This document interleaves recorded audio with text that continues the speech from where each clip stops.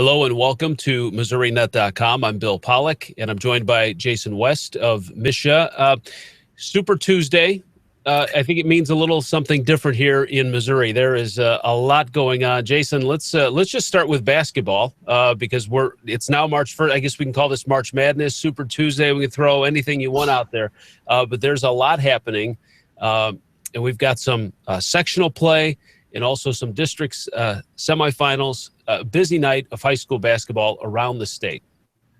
We're definitely in the heart of the postseason for basketball, and a lot of excitement around in all five classes now. We wrapped up district championships this past weekend for classes 1 through 3.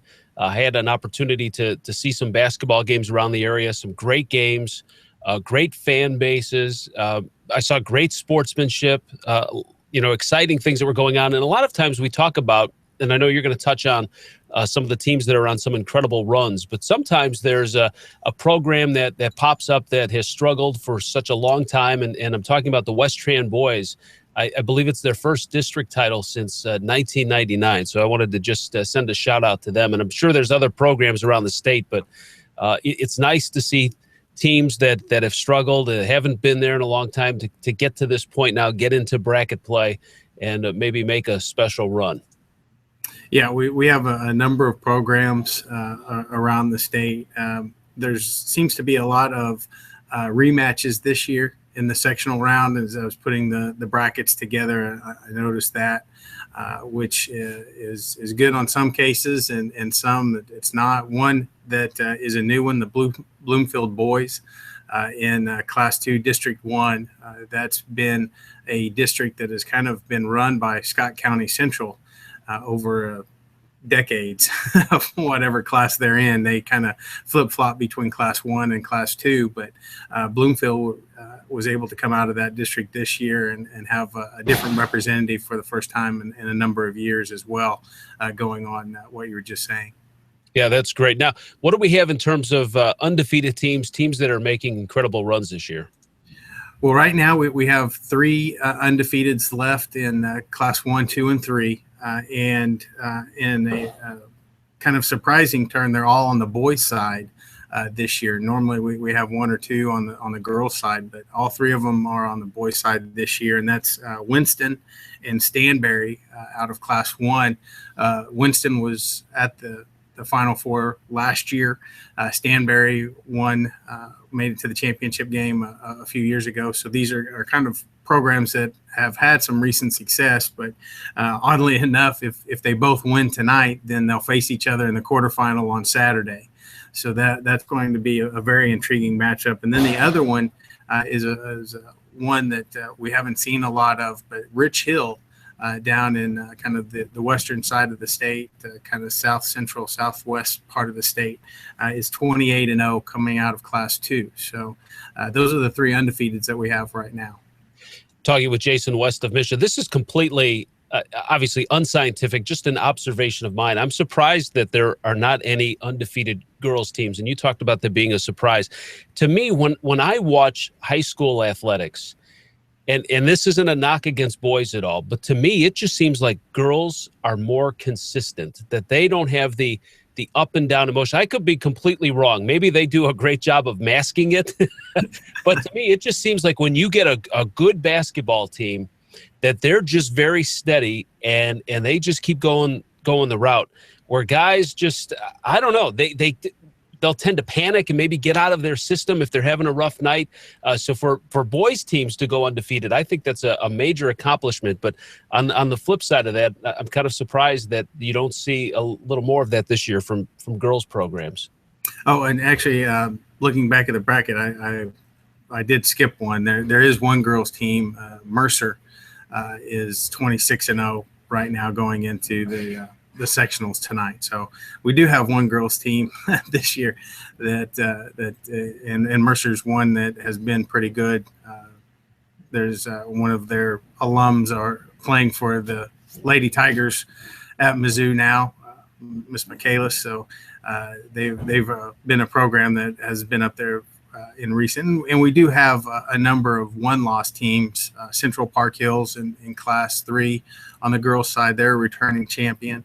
Crane in Class 2 is 28-1. So we still have some very good records available, and a lot of that, as you were saying, starts with the coach. And that's in talking with coaches of female teams, that's one of the hardest things they have to manage, is that ebb and flow, and making sure that there's not real high peaks or real low valleys as you go through the season. And it's an attribute that coaching women's sports at any level is the first thing that the head coach has to manage. Yeah, see, now I would think it'd be the exact opposite. I would think that you would know what you'd get with the boys on any given week, because their attention span is, like that of a fly. So I just, I figured they'd be all over the joint. So yeah, it's interesting stuff. So, all right, so we've got Class 1 sectionals tonight, and then we've got the 2 and 3, Class 2 and 3. That's later. That'll be Wednesday night. So tomorrow night is Class 2 and 3. Class 1 is tonight, and one of the reasons why they're not all on the same night is because of the fact that we have Class 4 and 5 in districts right now. So to help with the number of officials needed on any given night, we've kind of separated Classes 1, 2, and 3, and then also Classes 4 and 5 will not have games on Wednesday night to help with the number of officials needed for the Class 2 and 3 games. Yep, and those District 4 and 5 semifinals are tonight. All right, let's shift a little bit now to football, because you guys will be looking at possible change in venue for, and this is something that you do regularly, but looking at a change in venue for the Show Me Bowl for the championship games. Talk a little bit about where you're at in that process. Well, we're putting the final touches on the RFP packet that basically describes what our needs are to be able to facilitate the event, and then also the expectations of host community, hotels, things like that, the community's response to being able to host the event. So we are hoping to get that out. We thought we'd be able to get that out yesterday, but had a couple of more tweaks we needed to make to it, and may be able to get that out this afternoon, if not tomorrow morning. All right, so the RFPs go out, and then how long do cities or venues, how long do they have to get that turned in?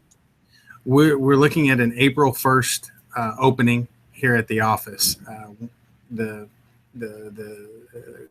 bidding entities can submit their proposals at any time, but we just gather them in one place, and we do not open them until the public opening, and that's what we do with all of our RFPs, and open them at the same time.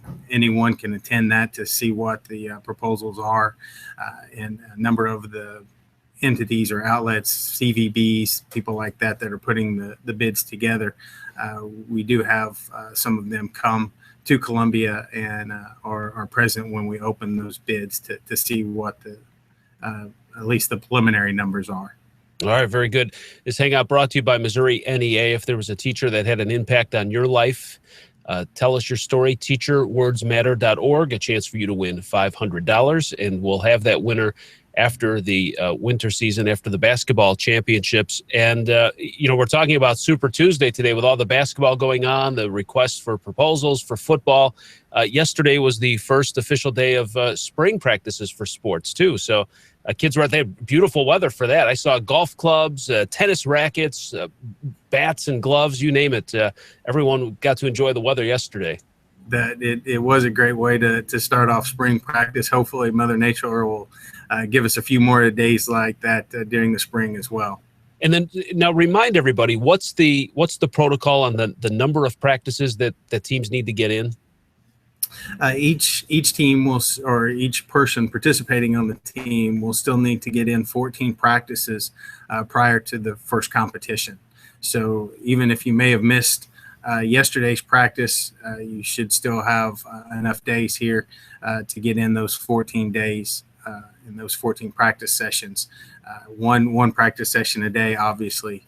So you may, if you miss a few, you may miss that first competition, but I still have to get the 14 days in. Now, let's just say, and I know there's a lot of time, but let's just say we run into a lot of weather where it's raining or it gets cold here in March.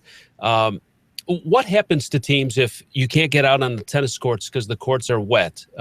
You can't get out on the golf course because they're wet and they're unplayable. Or same thing with baseball. What happens in those situations if you start getting close to where a team can't get those practices in? You'd have to start looking at your schedule and also look at what constitutes a practice. Maybe it's not a practice on the field itself, but you can practice indoors, or you can work on some drills in an indoor facility or something like that. But then you may have to ultimately look at the schedule and either push back some of your first contests, reschedule them for later in the season, or push them back a day or two instead of playing on that original date. Well, that only popped into my mind because it's lousy today, but I know we're supposed to be back up into the 50s and we'll be all right. And I think March is going to be a great month. Why not? Exactly. Jason West from MSHSAA joining us. Jason, thanks for your time. Thanks for all the info. And we'll chat with you next week as we continue March Madness. Sounds great. Thanks, Bill. Yep. And thank you for watching us here at MissouriNet.com.